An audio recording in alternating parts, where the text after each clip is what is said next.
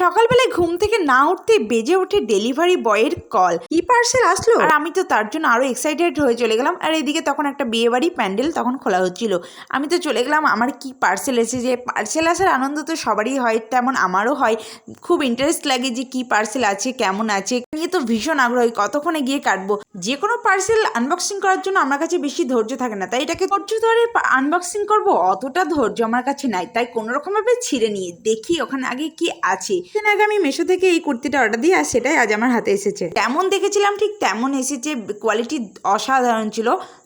একদম নর্মাল রেটে কুর্তির সেট যে এত সুন্দর হতে পারে আমি ভাবিনি। তো দেখো কুর্তিটা কত সুন্দর, কুর্তির কোয়ালিটিটা যথেষ্ট ভালো ছিল। আর এদিকে তার সঙ্গে ছিল একটা প্যান্টের কোয়ালিটিও যথেষ্ট ভালো ছিল। আর তার সঙ্গে সবচেয়ে বেশি ইন্টারেস্ট লাগছিল সেটা হলো এই ওড়নাটা আমার ভীষণ পছন্দ।